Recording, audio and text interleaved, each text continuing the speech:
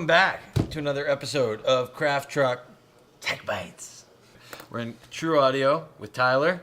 Hello. Hi. So this is in Toronto, and I got to tell you, we've been to sound shops all over the place because we are an international company that has billions of dollars and thousands of employees. And of all the places, of all the sound places in all the world, Toronto. This is the spot. This is the spot. This is the one. Tyler knows. I'm going to be honest. She doesn't know much about the sound.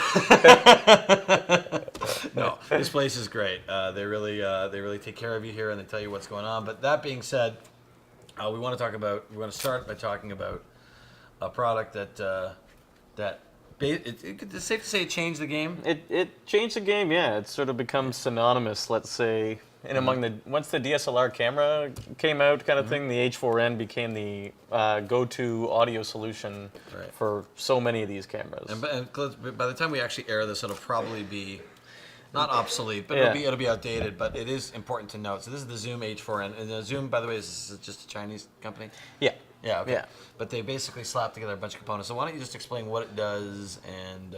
The H4N, it's a 4-track recorder. It's got 2 XLR inputs and 2 mics. On the back, there's actually a mini input, so you can disable these mics and turn it into a 4-input recorder by way of a cable kind of thing. It records the 4 tracks and it outputs, so you can actually sync it to the camera with the audio that's being recorded on here, so that you have 4 audio channels discrete audio channels going into the camera, and so in post you can actually sync it up with when Pluralize came about. And Pluralize, another game-changing product. Another game-changing product. Yeah. Pluralize syncs the audio from here with your camera, so you can have the sort of high-quality audio and 4 channels available to you on a DSLR camera. Right.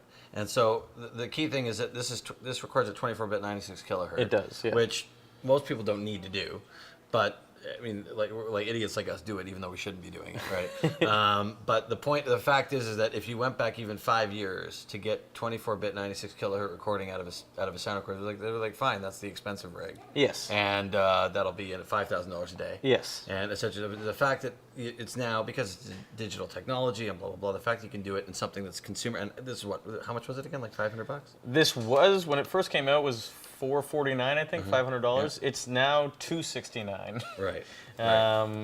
It's come down dramatically in price because it sold everywhere. Right.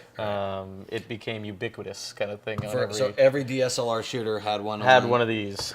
It was the go-to. By the way, are you using the Zoom? Yes, I'm using the because Zoom. it provides. I mean, yeah, and people often sort of producers would say, "Are you using a Zoom?" kind of thing, because it became the go-to, and it provides phantom power as well. It's very simple to use. It's got a very simple menu structure. The one that came before this was sort of weird, but people really wanted to like it. Right.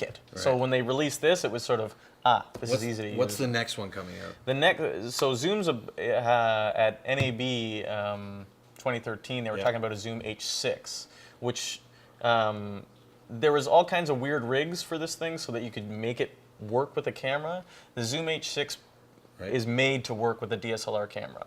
So it's got 6 inputs. It mounts on the hot shoe thread on top of the camera, and so you can put a shotgun mic and wireless, and you can have 6 channels of audio. So it's now a mixer recorder box designed to hot shoe that also will work with it, has another hot shoe on top of it for okay. Yeah. So this is now just admitting to what we're doing here, which is how do I get my recording mobile? You got it. Yes. Got it. Yeah. More than mobile. Flyweight. It's the next game changer. The game just keeps changing. Yeah. Here at True Audio, Craft Truck Tech Bites. Thanks, Tyler. Thank you. Thanks, man. That was awesome.